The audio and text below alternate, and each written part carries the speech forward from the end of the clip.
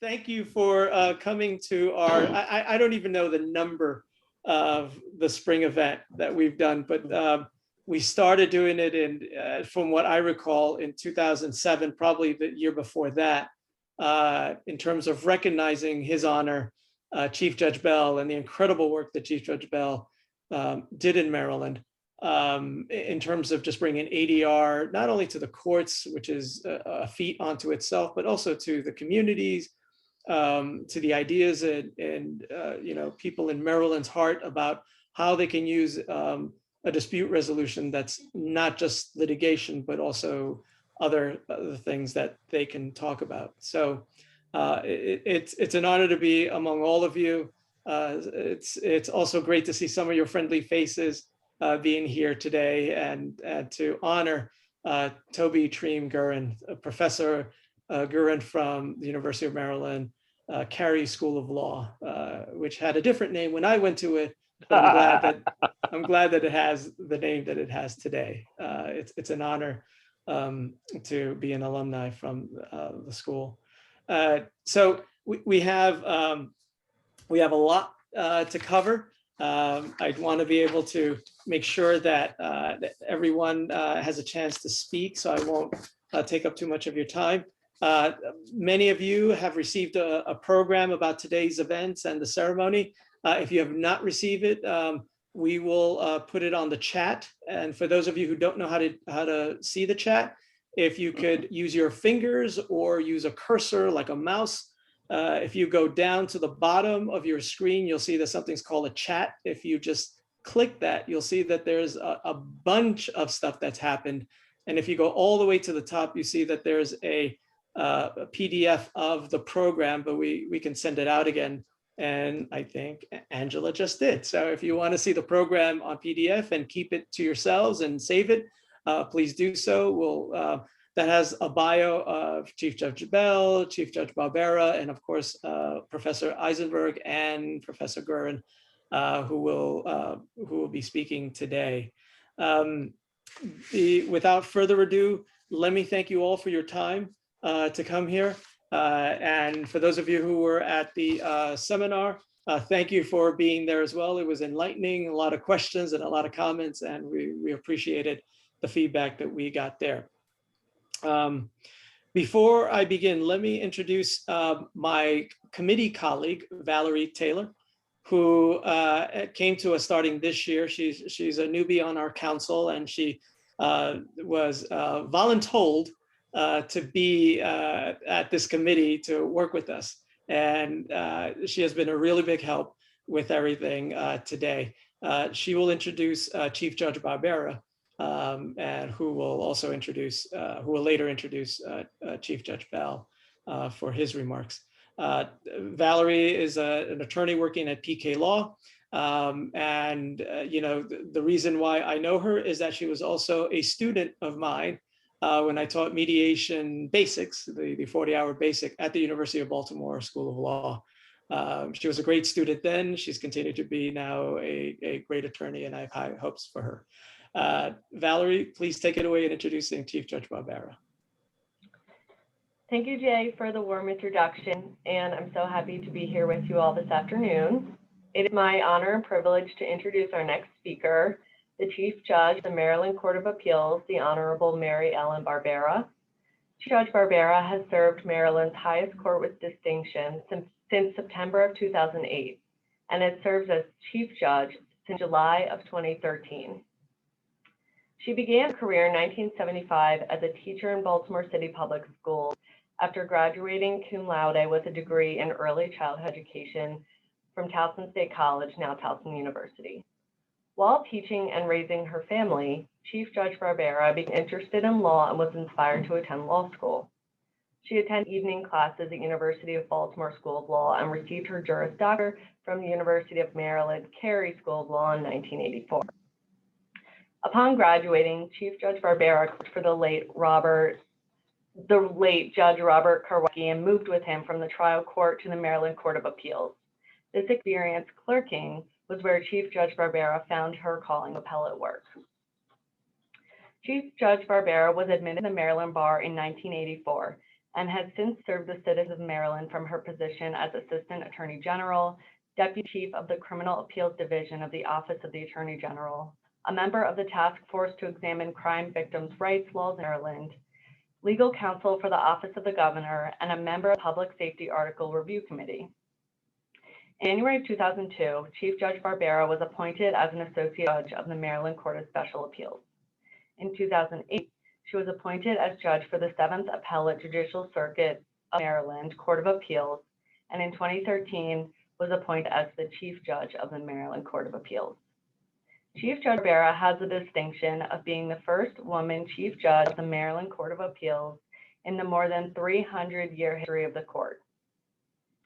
Chief Judge Barbera has served Maryland with dedication and grace, and the Maryland Senate honored her with the First Citizen Award in 2018. Upon receiving this award, Chief Judge Barbera said, quote, "I will continue to work to make sure the doors of justice are open wide to every man, woman, and child in the state of Maryland, and do my level best to advance the cause of justice," end quote.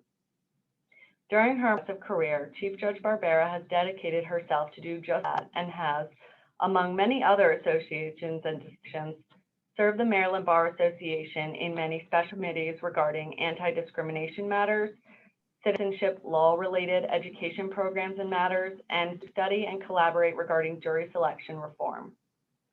Chief Judge Barbera continued to pursue her passion for teaching and received the Outstanding Teaching by an Adjunct Faculty Member Award from University of Baltimore School of Law for appellate advocacy and writing, and she has also taught at Washington College of Law and American University. In 1998, Chief Judge Barbera received Maryland State's Attorneys Association Distinguished Service Award, and in 2013, she received the Rita C. Davidson Award from the Women's Bar Association of Maryland and the Maryland Hispanics Bar Association Outstanding Achievement Award. Of course, this is just a small sampling of the countless prestigious and distinguished awards Chief Judge Barbera has received during her career. On a personal note, I had the honor of being admitted to the Maryland Bar by Chief Judge Barbera in January of 2020. So without further ado, please join me in extending a warm welcome to our next speaker, Chief Judge Mary Ellen Barbera.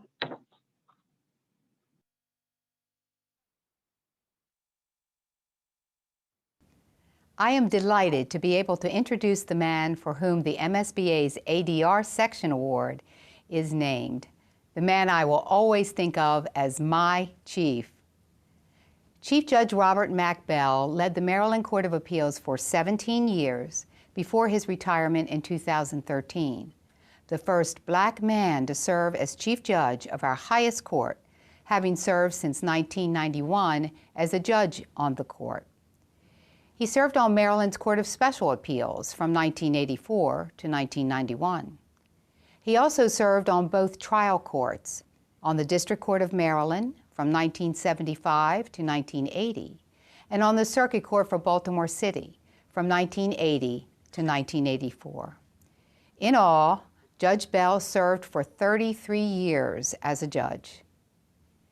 He was a courageous pioneer from the start, having been active in the civil rights movement while still in school at Dunbar High School in Baltimore.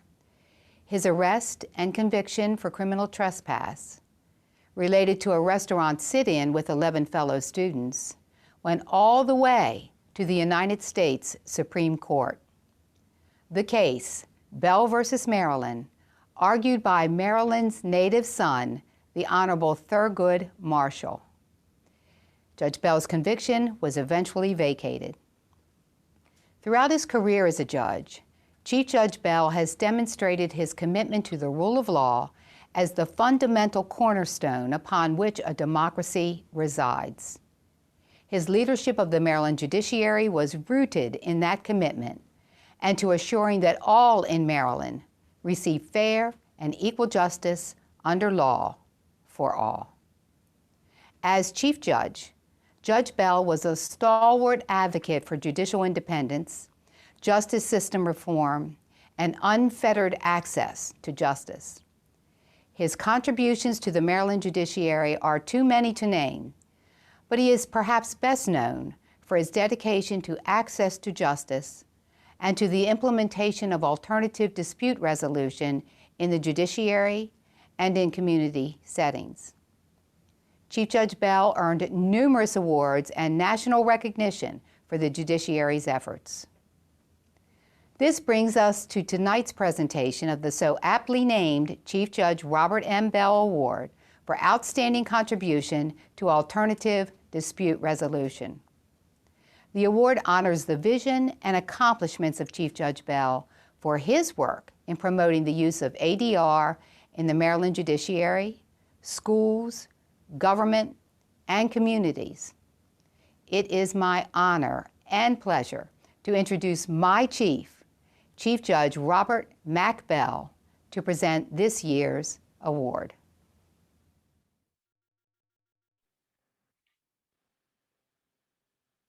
Thank you, Chief Judge Barbera.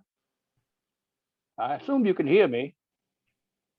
Yes, we can, Your Honor. Okay, good. I am in my 8th year of retirement, and I was warned early on what I could expect as the years passed. A year or so ago, after I retired, I ran into a permanent attorney whom I knew well, and that was at the mall in Annapolis, Maryland.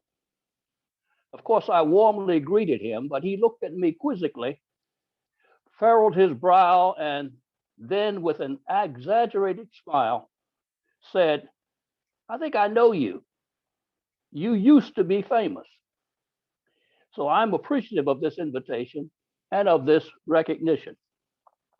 Seriously, it is my honor to be allowed to join you at this spring seminar at which you reflect on the year just passed and look forward to the one to come. Part of that reflection is to recognize one of your own for his or her contributions to ADR. I am honored, despite my unheeded protestations to the contrary, as to my worthiness, that the award has borne my name since 2007. I had no idea in 1997, when Rachel Wall floated the idea of an ADR commission, that this would be the result, or a result, or the extent to which the idea and the approach would gain traction. But gain traction and acceptance it has done. And that's to the benefit of the Maryland judiciary and the bar, certainly. But more to the point, it's been to the benefit of the Maryland citizenry, and most critically, the rule of law. When in 1996 I became chief judge, I was very much aware that it was the judiciary alone among the branches that did not have tangible prescribed powers.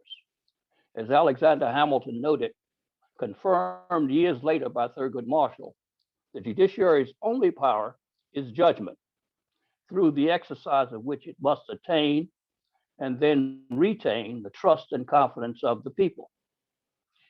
Consequently, two themes motivated and animated my administration: maintaining and, where necessary, acquiring the trust and confidence and respect of the people, and demystifying the courts.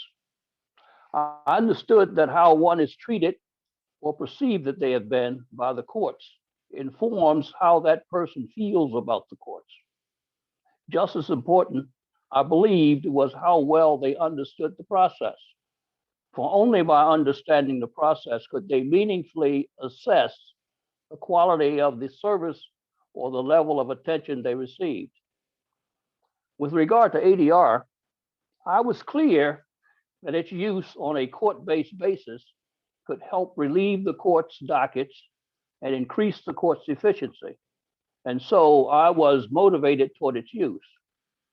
It was left to Rachel Wall and the other ADR professionals and advocates that I encountered while chairing the ADR commission, and I've since encountered during my tenure as chief judge and beyond, beginning in 1998, to school me on and convince me with regard to the value and effectiveness of the ADR's broader reach in schools, in communities, in empowering citizens to resolve their own disputes.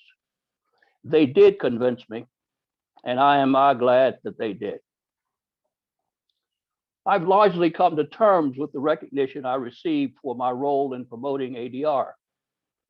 I've done so by acknowledging that as to ADR, I am the godfather, to use a culturally popular reference. While you all are godsons and goddaughters on whom the godfather dotes and depends, charged with and actually doing the heavy lifting. Thanks to you, ADR has blossomed and bloomed. Last time I was with you, my friend Tom Ross received the Bell Award, and deservedly so. This year is no different. I'm pleased to congratulate Professor Toby Treem-Guerin, the co-director of CDRUM and a clinical law instructor at the Francis King Carey School of Law, this year's recipient of the Bell Award. I also get to thank her for her co-authorship with Rachel Wall and Professor Debra Thompson Eisenberg of an article in advance of my retirement entitled, in part, Chief Judge Bell's Culture of Dispute Resolution. Professor Guerin has been a stalwart in her own right, helping to bring to the fore and to the attention of all who will listen and all who need to listen, the value of ADR in improving the lives, the life and society of us all. It is my pleasure, therefore, to introduce or to present Professor Guerin as this year's recipient of the Bell Award. Thank you very much, Judge Bell. Really Thank you, appreciate Judge. it. Thank you. Let me introduce Neil Blixler, who is also my committee colleague, who will introduce Professor Eisenberg, who will then let us know who Toby is. Neil has also a first year at the ADR Section Council, and we also volunteered him to be part of the committee. He comes to us with a lot of experience in mediation and as an attorney. Neil, if you could take it away and introduce Professor Eisenberg. Sure, thank you, Jay. Hello, everyone. As Jay said, my name is Neil Blixler, and it is my honor to introduce Professor Debra Eisenberg. Professor Eisenberg is the Associate Dean for Academic Affairs at the University of Maryland School of Law and the Piper and Mulberry Professor of Law there. She teaches civil procedure, conflict resolution in the law, and runs the law school's nationally ranked dispute resolution program and Center for Dispute Resolution. Professor Eisenberg graduated from Yale Law School and practiced employment law in complex litigation for several prominent law firms here in Baltimore and for the Public Justice Center before joining the faculty at the University of Maryland. Therefore, without any further ado, it is now my pleasure to turn things over to Professor Eisenberg. Thank you.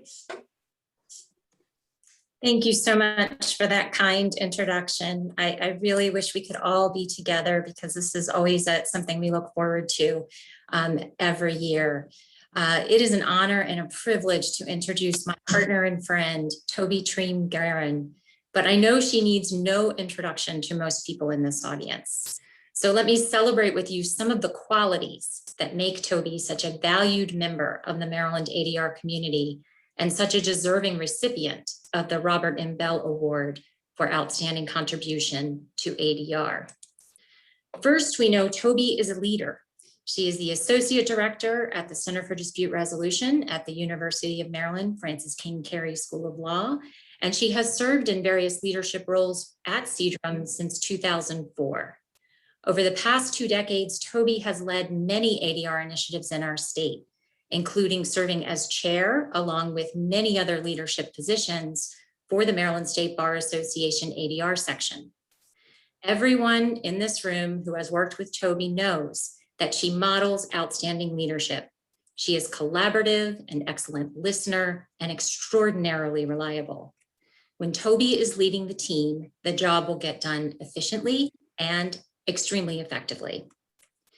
Toby's leadership in promoting ADR in Maryland reaches back to her days as a law student at Maryland Carey Law, from which she graduated in 2002. Toby became a mediator while in college at the University of Massachusetts Amherst. You may not know that Toby is a math genius and received her undergraduate degree with honors. But her mediation training while in college captured her passion and her heart and motivated her in part to attend law school. At Maryland Carey Law, she was a trailblazer in expanding ADR opportunities for students at the law school, co-founding and serving as president of the law school's first student ADR group.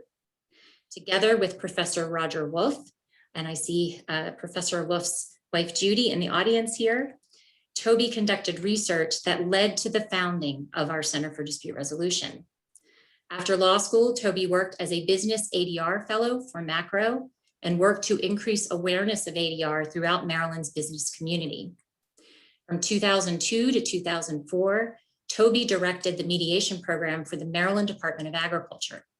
She encouraged the use of ADR to resolve agricultural conflicts and mediated disputes between farmers and seasonal farm workers, farmland preservation organizations, agricultural commodity groups, and the agency and its constituents. From 2004 to 2006, Toby served as the chairperson of the Maryland Excellence Council, a representative group of stakeholders working to develop a statewide mediator quality assurance program. This effort resulted in the establishment of the still vibrant Maryland Program for Mediator Excellence, or MPME. She then continued to chair the mentoring task force for the MPME. Creating the mentoring program involved navigating a number of ethical decisions, including the development and implementation of ethical practice standards. Beyond Maryland, Toby has also been a leader in the national ADR community. She currently serves as the co-chair of the ADR committee for the clinical section of the American Association of Law Schools and has been an active committee member for the Mid-Atlantic chapter of the American Bar Association Dispute Resolution section. In addition to her outstanding leadership in our ADR community, we know that Toby is an excellent teacher. Toby has mentored hundreds of law students, some of whom are here in the audience, in the mediation clinic, on our ADR team, in our ADR externship class, and in interprofessional educational seminars. But don't take my word for it. This is what some of her students have said about her mentorship in various courses. One student in Toby's mediation seminar last fall shared, "I think this may be the most, quote, wow, look how far I've come course I've ever had. From the beginning of the course, mediating felt uncomfortable and not natural. At the end, Professor Guerin truly made mediating enjoyable, comfortable, and understandable. This was not just for me, but evident in my other classmates. Professor Guerin is extremely knowledgeable, kind, and understanding. This made showing up for 3 hours of virtual class fun and something to look forward to." Another student captured the essence of what makes Toby so effective as a professor, saying she is able to teach the material, show examples of the material, and then we are able to practice the material.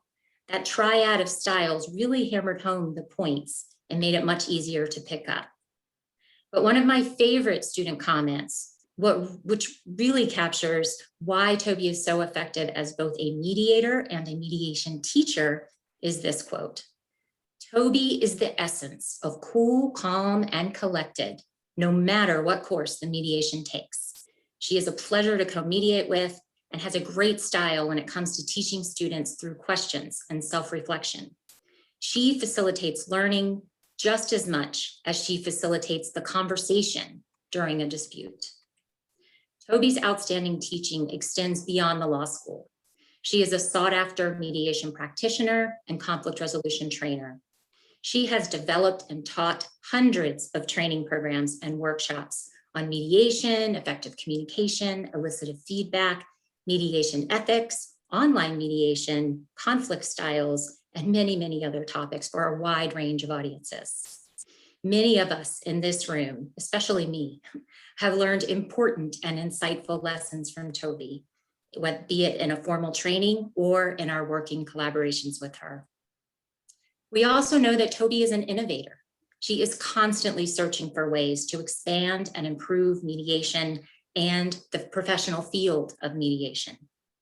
For example, when the pandemic hit last spring, Toby jumped into action to help train Maryland mediators and ADR clinical professors across the country in the ethical use of Zoom for mediations.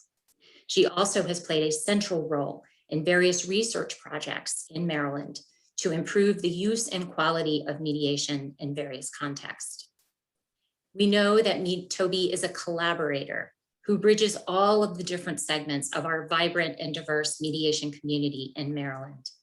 In addition to her work at the law school and in the legal profession, Toby serves as an active volunteer for numerous community and state agency mediation programs, including the Anne Arundel Conflict Resolution Center, the Maryland Agricultural Mediation Program, the Maryland Commission on Human Relations, the District Court of Maryland, the Maryland Shared Neutrals Program, and the National Archives and Records Administration. And I probably missed a few. Finally, we know Toby is an excellent friend. You can tell by the attendance on this Zoom celebration, Toby is well loved. He is the trusted person we call when we need a good listener or when we need candid, straightforward, no nonsense perspective. With all of her extraordinary accomplishments, Toby remains humble and strives to push herself and the rest of us to continually reinvent and improve ourselves as mediators and as people. Thank you, Toby, for all you have done for me, for the law school, and especially for the Maryland ADR community. So honored guests and friends, I have the great pleasure to introduce to you this year's recipient of the 2020 Robert M. Bell Award for Outstanding Contribution to Alternative Dispute Resolution, Toby Treen Guerin. Thank you, Deb. That was a lot, so thank you. I will say, having taught this year, you know, one of the things that I miss is sound, right? And so I say to my students, the big thing I miss is laughter, right? And clapping is definitely one of them as well. So thank you, Deb. Thank you, Chief Judge Bell and Chief Judge Barbera. It is truly an honor. So I'll show you all the award. It's probably backward for you. I could change my Zoom settings, but then I would look backward, and it's really, really nice. And I look forward to putting it in my office when I return back to the office one day. Hopefully soon. So I just want to check because Deb is still large on my screen, and if that is true for everybody, or is it me? He's changed that. Yeah. As soon as you spoke, Toby, you were on it. But okay, all right, great. I just wanted to make sure. So wonderful. Well, I just want to say thank you to you all. It really is humbling to receive such an award from my peers. This work has really been such an integral part of my life for so long. And as I said, I want to thank Chief Judge Bell and Chief Judge Barbera for their, not only their words, but also for their leadership and their action. It's one thing to say something, and it's another thing to do it. And because of their commitment, Maryland is a recognized leader in the field of dispute resolution because of this consistent top-level leadership and commitment to practice. And I know that I and everyone in this room who works in this field in Maryland has benefited from that. I'd also like to thank the members of the MSBA ADR Section Council and Angela Monroe of the MSBA. Having served on the council for over 10 years, I know how much goes into today and the work that you do all year on behalf of the profession. This year has been even more challenging. And I know that there were several dates and plans that had happened to get us to today. I'm especially thankful for the council's decision to contribute a portion of the revenue of this event to the Robert Wolf Memorial Endowment, which was established in his name to support the center that he created, where I now work. That was a wonderful decision that you all made and truly appreciate it. I was first notified that I would receive this award back in February of 2020, which really seems like a lifetime ago. A lot has happened since then, and I've had a lot of time to reflect about my remarks. In fact, as Chief Judge Bell said, kind of referring to that opportunity to reflect at the time of this award. And maybe it was too much time because, in fact, I wrote remarks probably last week and then rewrote them all yesterday. I just wanted to say that unlike many of the award recipients before me, trailblazers and pioneers in the field of dispute resolution, I can say openly that I am a follower. I am a follower of the previous Judge Bell Award winners and everyone who has paved the way for me to do this work. I've benefited from and am a product of their amazing work. And it is great to see so many of them, as well as friends, colleagues, and family here today. As Deb mentioned, my entry in the field of ADR started when I got my training in college. And when I returned to Maryland, I had a commitment to continue.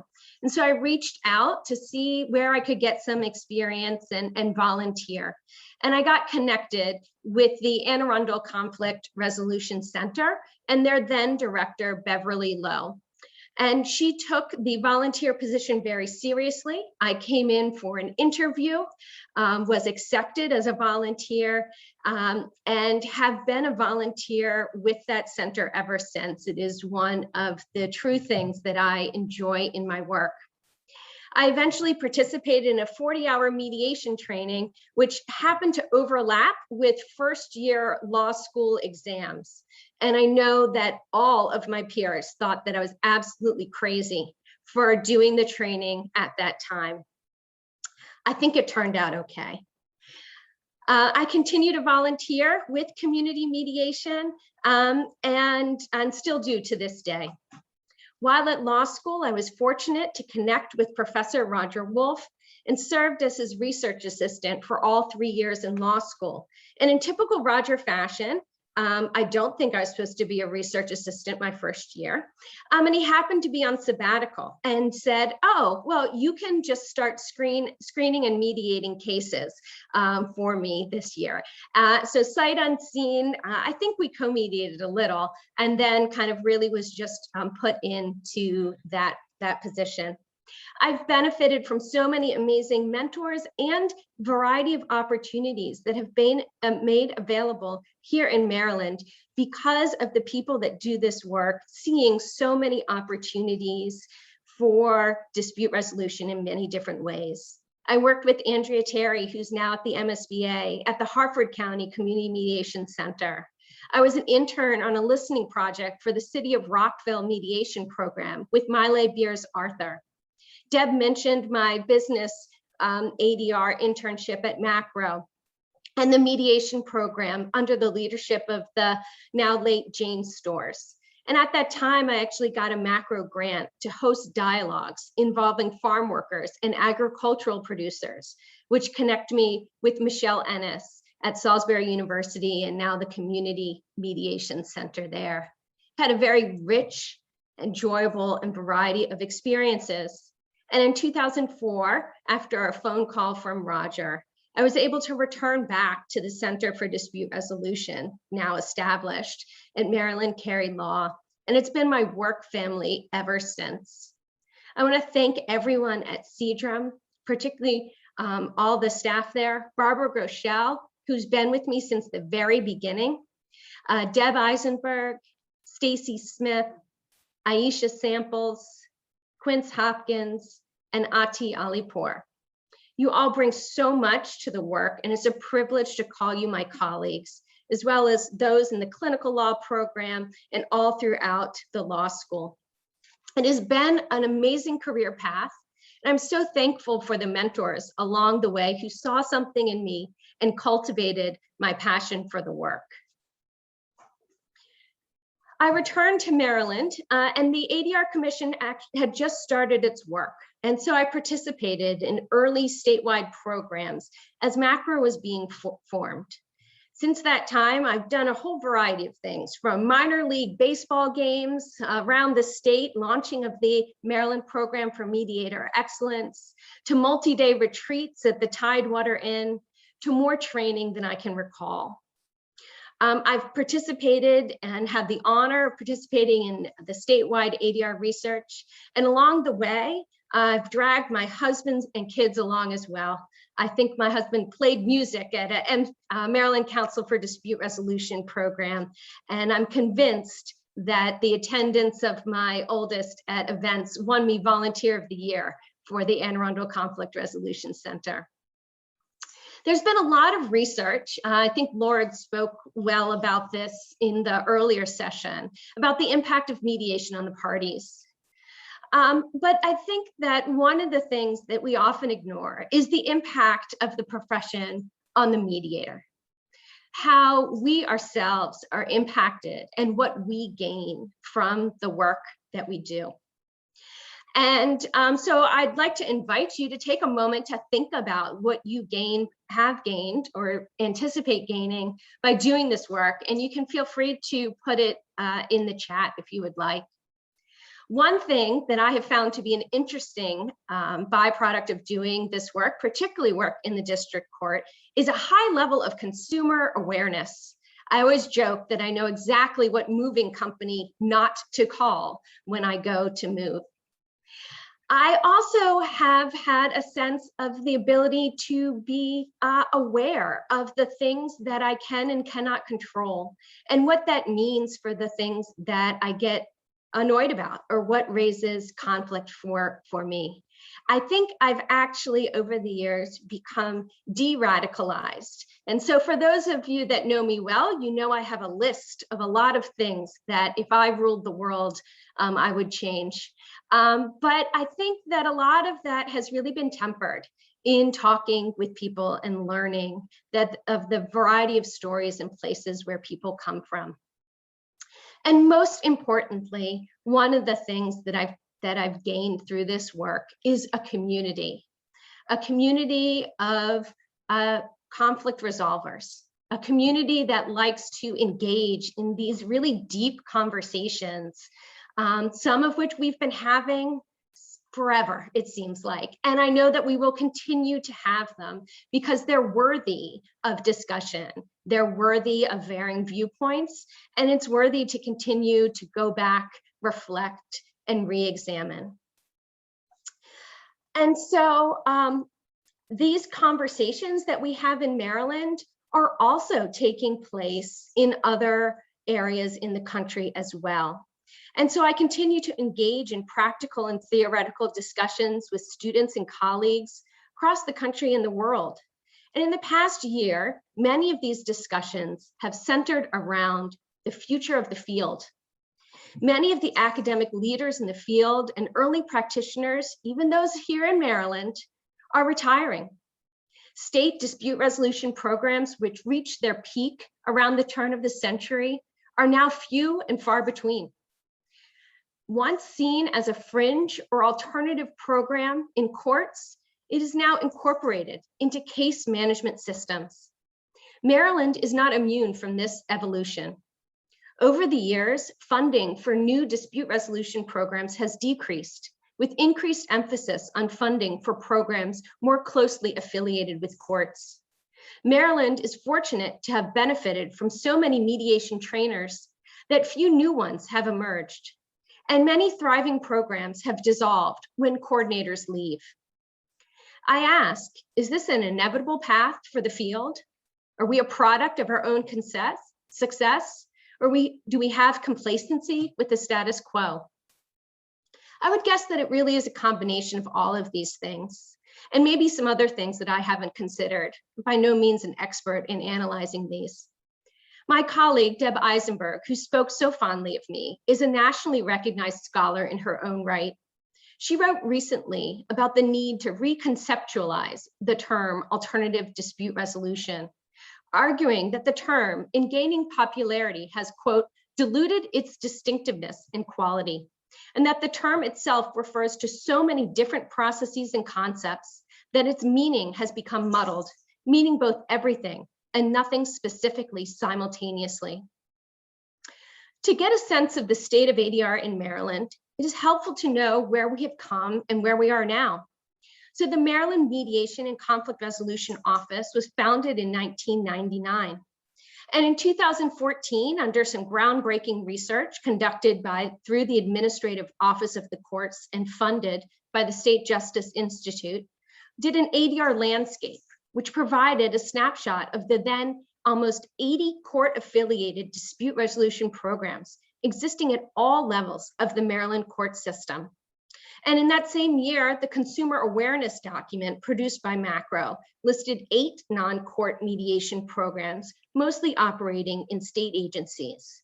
This is in addition to the network of what fluctuates from around 15 to 18 community mediation centers, and now a growing and thriving community of private mediation practice.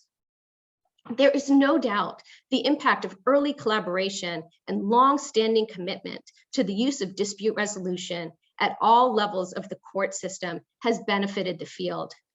Maryland has a variety of ADR processes available for case types, ranging from juvenile to criminal to civil matters, and the commitment of the judiciary to fund community-based interventions, such as mediation and community conferencing, facilitated dialogue, along with diversion programs and problem-solving courts, sets Maryland apart. But digging below the surface reveals a more nuanced picture. Within the court system, programs continue to ebb and flow. Anecdotally, roster mediators comment on a reduction in referrals to mediation, even pre-pandemic. Mediation in the orphans courts has never increased beyond 2 jurisdictions. And mediation programs at the state level, such as the Shared Neutrals Program, Maryland Commission on Civil Rights, and programs in the state's attorney's offices, although listed on paper, have largely dissolved their programs. The Collaborative Law Initiative, which trained many collaborative attorneys, ended without much long-term implementation. The landscape also identified another key finding: a wide gap in the number of cases appropriate for mediation and the number of cases referred to mediation. So on paper, coordinators could identify a very small category of cases or case characteristics that they would say were not appropriate for mediation. But then when you looked at the number of referrals that were happening to mediation, it just didn't match up. If 8% were not appropriate, 92% were not necessarily being referred. In fact, very few jurisdictions refer all cases that are appropriate for mediation to mediation. The landscape was not designed to identify the reason for this disconnect, only that it existed. And I would then argue, as far as our field has come, as much progress that we have made, I'd argue that we never really have fully reached our potential. The reduction of mediation opportunities has other consequences. The change in availability of mediation has not corresponded with mediation training. Newly trained mediators face few opportunities to gain mediation experience. We can have had a lot of discussion about kind of supply and demand in that area. But increasingly, individuals need to have some pre-established credentials in order to be seen as a valuable mediator. Credentials such as being a retired judge or some sort of experience in a profession. Volunteers, or you volunteer for a community-based mediation program, which has a built-in apprentice process. This has its own downstream consequences, impacting the diversity of the field. As historically, the bench and bar are not the most diverse professions, and volunteer-based organizations tend to skew in an older age range. All this is occurring while we have more and more nuanced research on the impact of mediation and specific mediation practices. The pandemic forced programs to adapt, or not, to the remote environment. Across the country, collaborations developed, courts shifted and adapted, and innovative, proactive, and pre-filing programs emerged. Maryland mediation providers quickly shifted to the remote environment. But I assert we could do so much more. Even before the pandemic, we could be doing so much more. The practice of dispute resolution in Maryland is potentially at a crossroads. Where we go from here is up to us. The strong support of the judiciary and the collaborative dispute resolution community catapulted Maryland into the spotlight of dispute resolution program models and maintained our progress. But it is only reasonable to expect these systems to go so far. The early ADR adopters accomplished their goal of raising awareness of ADR, integrating it into the court system, and building a network of mediation practitioners and mediation organizations. Anyone who was trained and practiced in the 21st century, myself included, is a product of their work. It is the time for the next generation of ADR practitioners to start asking critical questions and seeking solutions. Why aren't all appropriate cases referred to ADR? How can we support a practitioner field that is representative of the people that we serve? What are ways to incentivize early dispute resolution? In what ways does ADR increase access to justice? And in what ways does it perpetuate inequities in the system? What are the ways we can learn from each other and support the field as a whole? What barriers exist to prevent participation in the process, and how can we address them? Where do we know conflicts arise, and how can we engage people proactively? And what is the appropriate role for the judiciary, the bar, consumers, and organizations in these conversations? What can be done now to build, educate, and support the next generation of ADR practitioners? I'm confident that each one of you in this room has a critical question to ask, and that many of you have some amazing ideas of how to move the field forward. The pandemic forced adjustments to practice. These shifts occurred out of necessity for many, and not necessarily from deliberate and informed choice. I think many of us believe that things are not going to go back exactly as they were, and maybe they shouldn't. There is a danger to making choices or changes out of convenience, or what we intuitively think is best or preferable. We know from the research that the outcome doesn't always agree with the choices that we think. So if Maryland is to maintain its reputation as a national leader and innovator in dispute resolution, then we need to continue leading and innovating. I know that we can continue our existing ADR infrastructure and expand the work in new and meaningful ways. I know this because I've seen it happen in the past, whether in mediation or otherwise. I know that if you give people a forum to have an open conversation where they can speak to their own needs and wants, that amazing things can happen. Maryland has a legacy established by many of the people at this program and the previous recipients of this award. If the pandemic has taught us anything, it is that the world can change in the blink of an eye. We owe it to each other to take action, to continue to ask tough questions and challenge the status quo, and demand more from each other and the dispute resolution systems that support our work. I would like to conclude my remarks this evening by thanking the people who are most important to me, my family. To my mother, who imparted an essential conflict resolution words of wisdom to me at a very young age, she said, "Toby, if you have to whisper it, you probably shouldn't say it." Now, anyone that knows my mom knows that she can't whisper, so that only just adds to the saying, but the sentiment was really the intent there. To my father, a defense attorney who constantly reminded me that there are multiple perspectives to every situation. To my brothers who've been with me and continue to show up at the important events in my life. My children, Noah and Adam, who bring a sense of purpose to my work and remind me to strive daily to make the world a more peaceful place, one conflict at a time. And finally, I'm eternally thankful to my husband, who is the supportive voice in everything that I do and who knows me better than I know myself. So I told them that they had to turn their screen on for this one thing. So there they are.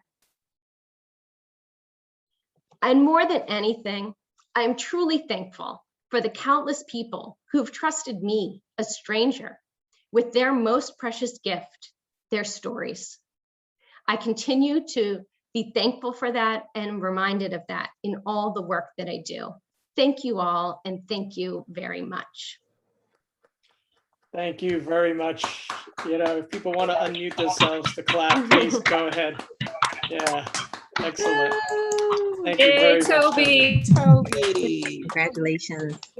Thank you all. Congrats. Thank you. Absolutely inspiring Thank you. for all of And it. provocative as well, makes us think of things that we haven't thought of. Absolutely. Absolutely. It's very much valued.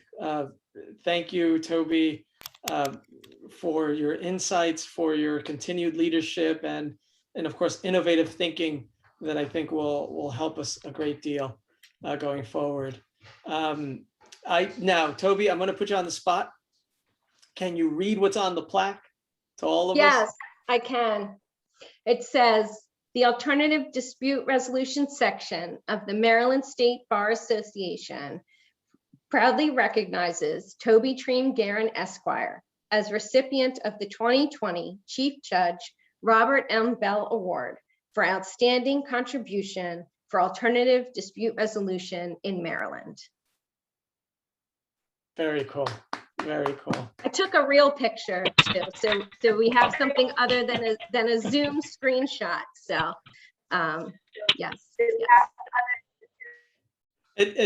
Are you willing to take on some questions or comments? Sure, or I would be anything? happy to have a discussion. Jay told me how much time, and I said no one wants to hear me talk for that long. So I'm happy to bring some other voices in the room, and if I know people had questions from this morning as well, if there's conversation to continue there too.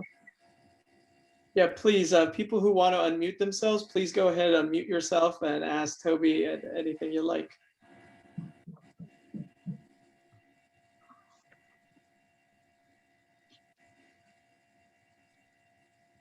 Well, I have a question, a personal question to ask Okay. you. How did your mom and dad react when you first received the news that you got the award? I mean, they're just proud. I don't know exactly, you know, I'm sure. Yeah. Yeah. I have a question. Ask. Hey, thanks, Jay. So Toby, how about like as a follow-up and a roadmap to going forward and how we generate more referrals to the ADR community? What might be some ideas you have about that? Well, I think that to me, the issue's always been, we know where the problems are, right? I mean, like most conflict is not a surprise. I do a lot of, you know, conversations. I do a lot of work in workplace. And it's like, you know, I often say 2 people apply for a job and from the same department and one person gets it. There's going to be a conflict, right? You know, you totally want to move an entire department. There's going to be a conflict. You know, the primary, you know, grandma breaks her hip. There's going to be some decisions to be made, right? And so part of it is figuring out where are people going to with some of these conflicts. I had a vision years ago of, you know, doctors writing prescriptions to mediation as a solution. So I think part of it might just be kind of working backward. I think the court is an amazing resource for conflict resolution. I think there's a lot of work to be done there and people working on it, and always more work to be done.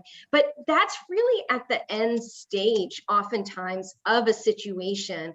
And so really kind of thinking, a lot of work that other states have done recently in the pandemic has really been at the agency and service provider level of connecting mediation with those organizations that people go to when they need those services, and working with those individuals to get those referrals to mediation. So I think that there's a huge opportunity there. I think there's huge opportunities in estate planning and dissolution of businesses. Like, we know the types of things that end up in litigation. So let's kind of be proactive with those. Those are just some of my thoughts.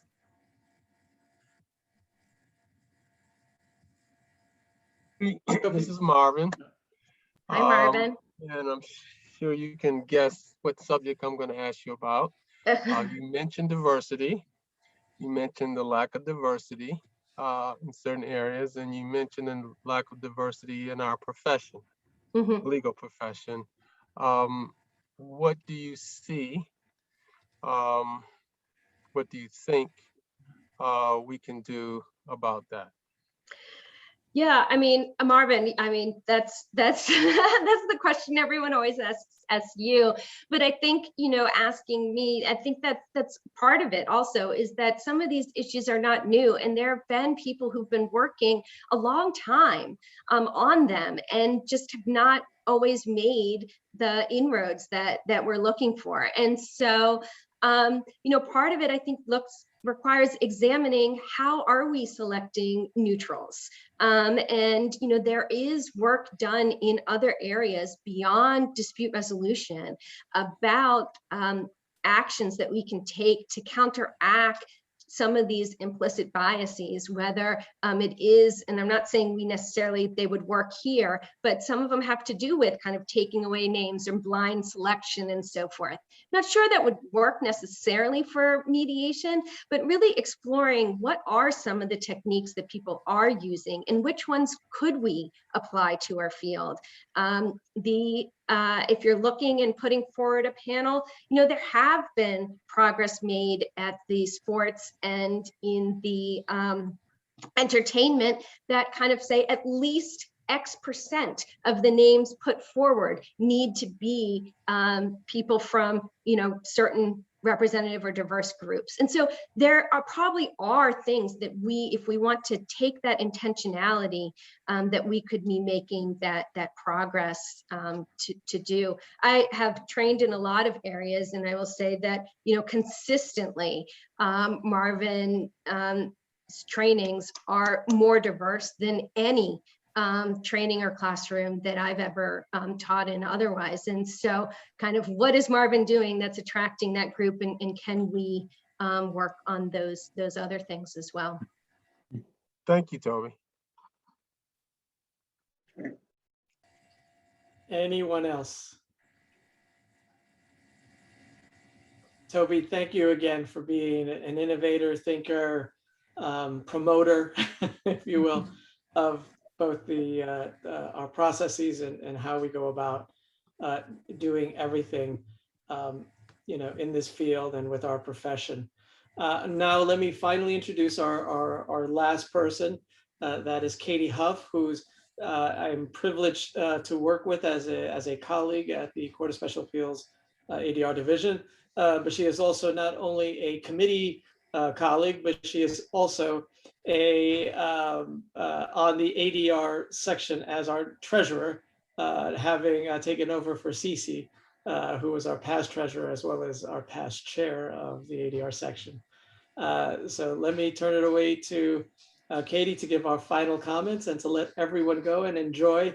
And also, Toby, before I do that, make sure you look at the chat. A lot of congratulations coming towards you from the chat. Take it away, Katie. Thanks, Jay. So I wanted to thank Toby for those very thought-provoking remarks, and all of our other speakers today, you know, Chief Judge Bell, Chief Judge Barbera, Professor Eisenberg. Thank you for all being here and speaking today. We also wanted to thank everybody that helped plan this event.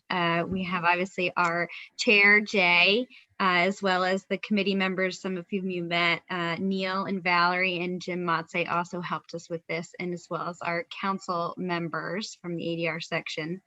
We had so much help from Angela Monroe. Toby mentioned her earlier. She is on the MSBA staff along with Bill, and helped for us with everything from advertising to getting a ton of you registered, and making sure that everything today went absolutely flawless. So just a huge shout out to her and the rest of the MSBA, and to our sponsor, Minnesota Lawyers Mutual Insurance Company.